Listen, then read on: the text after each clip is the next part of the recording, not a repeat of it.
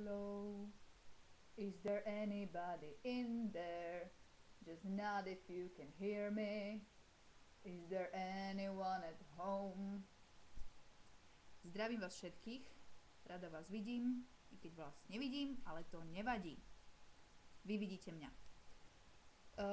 Po poslednom biltene som dostala zo pár pozitívnych aj negatívnych ohlasov. Negatívny je ten, že nás bude 7.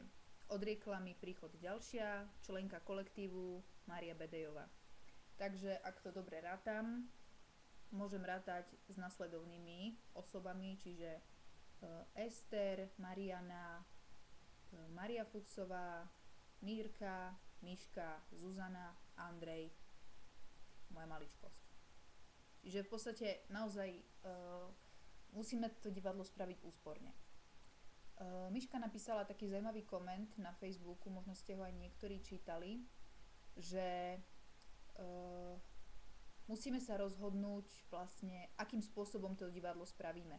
Máme v podstate dve radikálne možnosti. Prvá je tá, že to divadlo bude v podstate čisto historické fakty, alebo či to spravíme tak, ako vlastne už sme sa bavili o tejto alternatíve, že ten spisovateľ píše príbeh a on je ten rozprávač, ktorý rieši dejovú zápletku a odlišuje tú realitu od fikcie.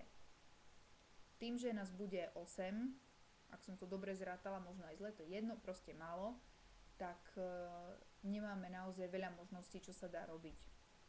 A nechcem zase, aby to šlo do nejakých abstraktností.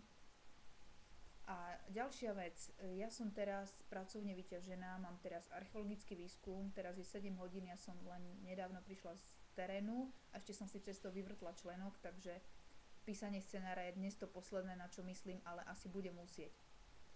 Takže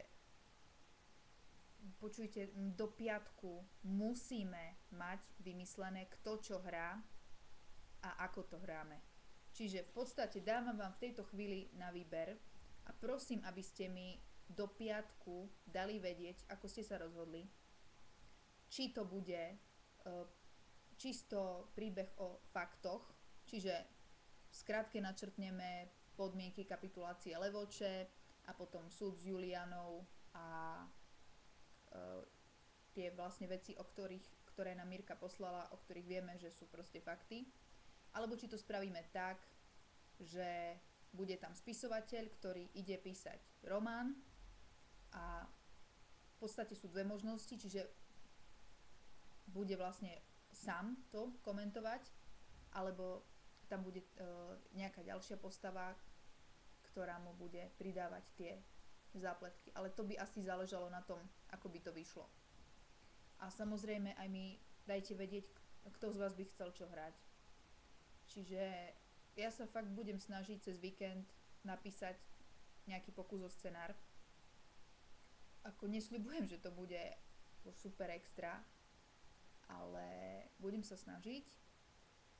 Takže dajte vedieť a uvidíme, čo z toho bude.